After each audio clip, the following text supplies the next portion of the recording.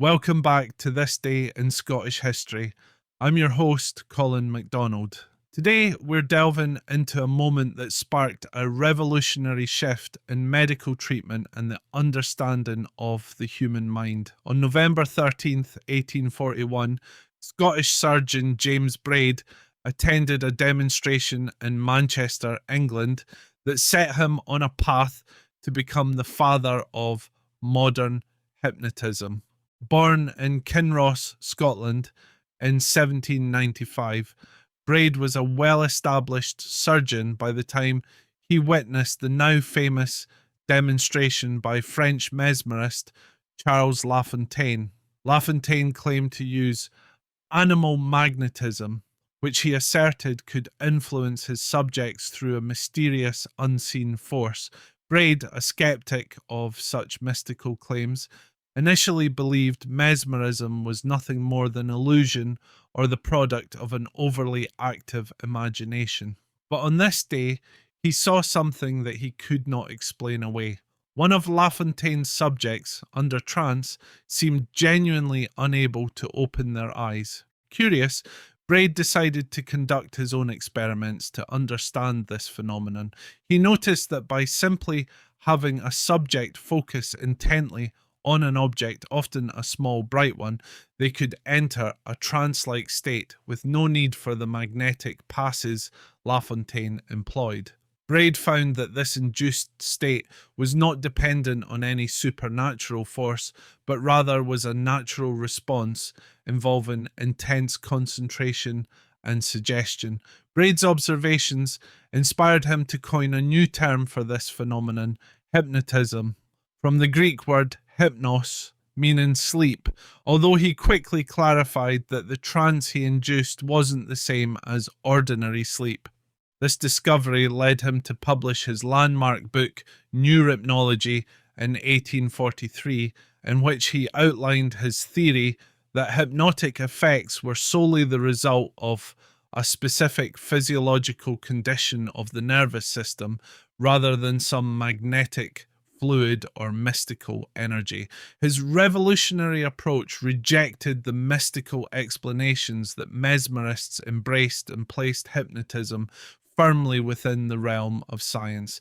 Braid was adamant that hypnotism was not a universal remedy or cure-all, but could serve as a valuable tool within medicine, especially in treating certain nervous disorders.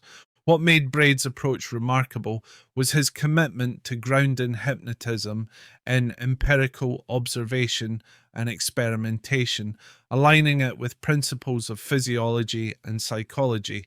Through his careful documentation and methodical approach, he legitimized hypnotism within medical circles, opening the door for its use in both therapy and surgical procedures. For instance, Braid was a pioneer in exploring the use of hypnotism as a form of anesthesia, well before chemical anesthesia became common practice in surgery. His work in hypnotism was just one aspect of his illustrious medical career. Known for his skills as a surgeon, Braid had performed hundreds of successful operations, including groundbreaking treatments for conditions like clubfoot and spinal curvature. Yet his legacy would be most deeply felt in his pioneering work in hypnotism, which, thanks to his efforts, grew from a fringe practice into a field that gained scientific respectability. However, Braid's work did not go unchallenged.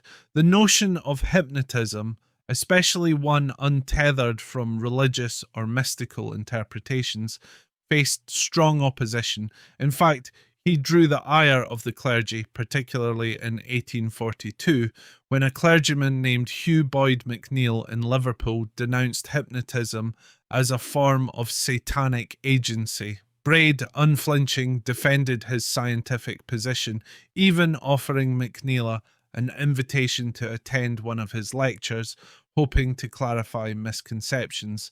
Unfortunately, McNeill declined and the controversy continued. Nonetheless, Braid stood firm in his belief that hypnotism was a natural and valuable phenomenon rooted in the workings of the mind and body.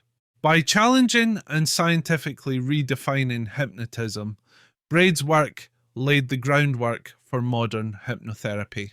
His influence extended internationally, especially in France, where pioneers like Etienne Eugène Azam, Paul Broca, and Ambroise Auguste Liébeault built upon his findings. Today, Braid's influence can be seen in therapeutic practices that utilize suggestion, concentration, and focus to help treat psychological conditions.